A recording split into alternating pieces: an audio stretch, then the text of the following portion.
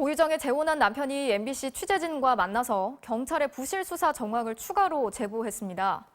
고유정이 졸피뎀을 처방받은 약봉지도 경찰이 찾지를 않아서 자신이 찾아서 경찰에 줬다. 또 국가수 부검 결과 아들이 압착에 의해서 질식사했을 가능성이 나왔는데도 별다른 수사를 하지 않았다는 겁니다. 박성동 기자입니다. 지난 5일 고유정의 현 남편은 유치장에 있던 고유정과 면회하다 의심스러운 얘기를 듣습니다. 고 씨가 느닷없이 자신의 손가방을 형사들이 가져갔는지 물은 겁니다. 이상한 느낌이 든 남편은 청주집에 있던 고유정의 여행 가방을 뒤져 손가방 속 졸피뎀을 발견했고 이를 경찰에 제출했습니다. 전혀 없었어요.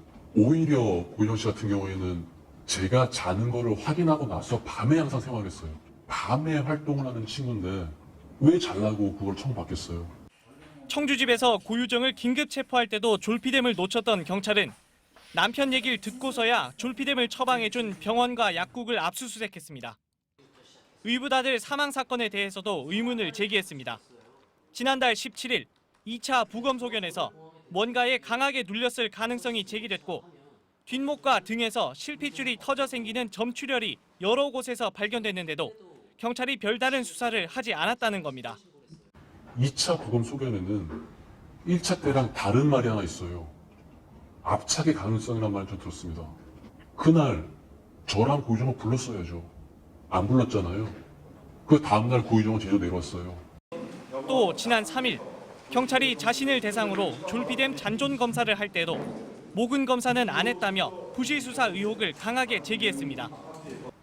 남편은 이어 아들이 숨진 날 자신이 심폐소생술을 했다고 기자들에게 말한 데 대해 경찰이 아이의 시신은 심폐소생술 흔적이 없다고 밝힌 것을 반박했습니다.